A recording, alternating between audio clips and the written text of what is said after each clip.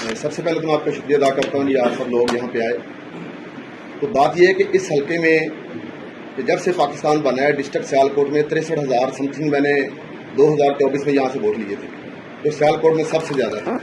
اور ابھی تقریباً 14,000 نئے ووٹ بنے تھے جو ان کو پتا تھا کہ یہ بھی تقریباً 90% عمران خان کے ووٹ ہیں. اس حساب سے انہوں نے 80,000 کی جو کاسٹنگ کی ہے بکسوں میں کہ یہ سارے ووٹ 63,000 فاہر نے پہلے لیا تھا اور 14,000 نیا ووٹ بن گیا ہے تو ہم 80,000 پہ ہوم ورک کریں. تو میں جب صبح 10:30 بجے نکلا تو مجھے سب سے پہلے کال آئی گڑھا پولنگ اسٹیشن سے کہ گمر صاحب یہاں پہ پہنچے, یہاں پولیس نے دھکے مار کے ہمیں باہر نکال دیا ہے اور اندر جا کے ووٹ پاس کر رہے ہیں.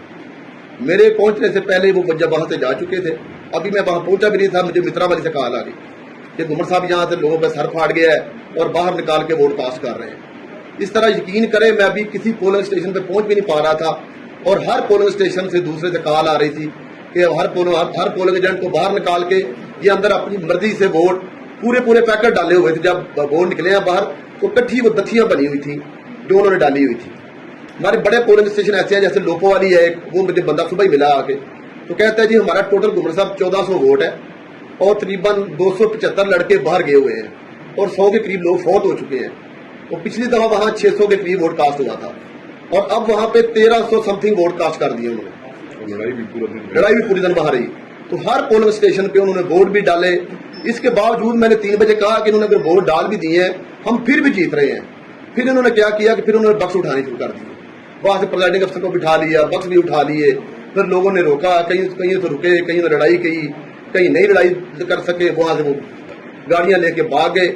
تو ہم یہ پیغام دینا چاہتے ہیں کہ اگر آپ نے ایسے ہی الیکشن کروانا ہے تو الیکشن نہ کروائیں. ویسے ہی کہہ دیں کہ یہ فلاں ایم پی ہے, فلاں ایم این اے ہے. اگر آپ اس بات پہ ہیں کہ ہماری مرضی ہوگی تو ہم کسی کو جتوائیں گے, ہماری مرضی ہوئے گی تو ہم کسی کو ہروائیں گے. تو ہم بھی آپ کو پیغام دینا چاہ رہے ہیں کہ ہم حق کے لیے, انصاف کے لیے ہم بھی لڑتے رہیں گے, مرتے دم تک عمران خان کے ساتھ رہیں گے. آئین کی بالادستی کے لیے, قانون کی بالادستی کے لیے. یہ ملک پاکستانی عوام کے ووٹ سے بنا تھا. یہ ادارے پاکستانی عوام کے ملازم ہیں, انہوں نے یہاں پہ ملازمت کرنی ہے اور یہ ادارے ہم پہ حاکم بنے ہوئے ہیں. اور یہ جدوجہد پاکستان تحریک انصاف عمران خان کی قیادت میں ہمیشہ کرتی رہے گی. ہم نے بڑا پرامن رہنے کا مظاہرہ کیا اور اس کے بعد جب میں وہاں باہر اکٹھے ہوئے تو مجھے کہنے لگا وہاں پہ ایک ایس پی تھا, جی گمر صاحب آپ اکیلے اندر جا سکتے ہیں. چلے میں اندر چلا گیا تو وہاں آر او نے مجھے بٹھا دیا اے سی وہاں جو سسٹر کے ان کے کمرے میں. تھوڑی دیر بعد آیا ہے تو آ کے مجھے کہتا ہے جی میں آپ سے شروع کروں. میں نے کہا کریں جی شروع.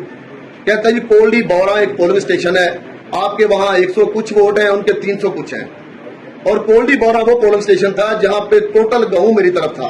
میں نے کہا جی آپ کی پولیس وہاں جا کے پریزائڈنگ افیسر کو بھی اور سارے آپ نے بکس اٹھا کے لے کے آئے ہیں, یہ آپ نے فارم دوسرے کمرے میں بنا کے لے کے مجھے دکھا رہے ہیں, اس کے آگے چلیں. اس کے آگے اس کے پاس کوئی نہیں تھا, صرف ایک ہی تھا. میں نے کہا پھر میں باہر چلا جاتا ہوں, آپ مرضی کے جتنے مرضی فارم 45 بنا کے تو رزلٹ اناؤنس کریں. نہ آپ کو کوئی آئین کی پاسداری ہے, نہ ان لوگوں کو کوئی خدا کا خوف ہے. پتہ نہیں یہ کیا سمجھتے ہیں, کوئی برانڈڈ جوتیاں پہن کے اور کوٹ پہن کے اور پیسے بنا کے شاید یہ کوئی خدا بنے ہوئے ہیں.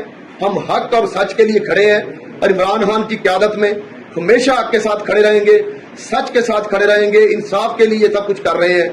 جتنی قربانیاں تحریک انصاف کے لوگوں نے دی ہیں, جتنی ان کی انسلٹ کی گئی ہے, یہ بیسک انسلٹ پاکستانی قوم کی یہ ادارے کر رہے ہیں. ہم رائے حق پہ لانا چاہ رہے ہیں اور یہ ہمیں کہہ رہے ہیں نہیں ہم طاقتور ہیں, ہم جو چاہیں گے وہ ہوگا. ہم بھی ان کو یہ بتانا چاہتے ہیں ہم مر جائیں گے لیکن ہم جدوجہد جاری رکھیں گے.